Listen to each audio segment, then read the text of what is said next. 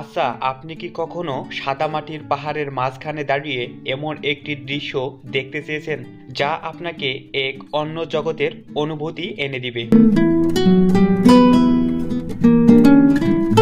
আজ আমরা আপনাকে নিয়ে যাব এমন এক জায়গায় যেখানে পৃথিবীর গায়ে সাদা আবরণ ছড়িয়ে আছে চারপাশে, আর সেই সাদামাটির পাহাড়ে যেন প্রকৃতির এক অজানা রূপ।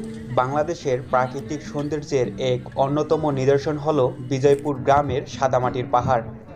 এটি নেত্রকোনা জেলা দুর্গাপুর উপজেলায় অবস্থিত, যা একসময় মূলত চীনামাটির খনি হিসাবে পরিচিত ছিল। এখানকার পাহাড়গুলি একদম সাদা এবং সমৃদ্ধ, যা বাংলাদেশের অন্য কোথাও দেখা যায় না। এই অঞ্চলটি ভূতাত্ত্বিক ও ভ্রমণ প্রেমীদের জন্য বিশেষ আকর্ষণের কেন্দ্রবিন্দু হয়ে ওঠে। বিজয়পুর এলাকার খনিজ সমৃদ্ধ চীনামাটির বিশাল এক আধার রয়েছে। এখানকার সাদা মাটি মূলত কাওলিন জাতীয় মাটি, যা সিরামিক্স ও টাইলস শিল্পে ব্যবহৃত হয়।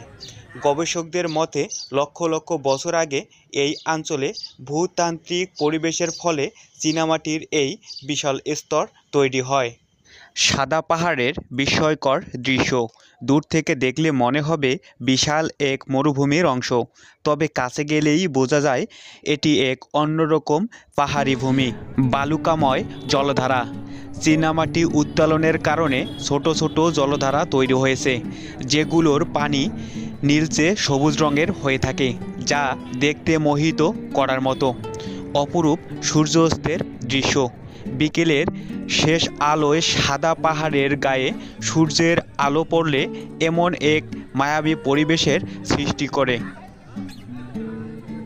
প্রাকৃতিপ্রেমীদের জন্য স্বর্গ রাজ্য। ফটোগ্রাফি, ভ্রমণকারী এবং প্রাকৃতিপ্রেমীদের জন্য এক অনন্য গন্তব্য। বিজয়পুর গ্রামের সাদামাটির পাহাড় দেখতে হলে প্রথমে নেত্রকোনা জেলা পৌঁছাতে হবে। সেখান থেকে দুর্গাপুর উপজেলায় যেতে হবে, যা সড়ক পথে সহজেই সম্ভব।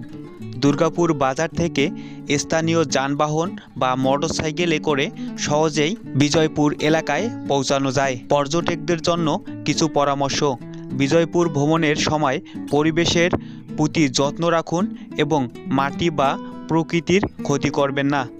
স্থানীয় গাইডের সাহায্য নিলে আরও সহজে আনন্দদায়ক ভ্রমণ করতে পারবেন।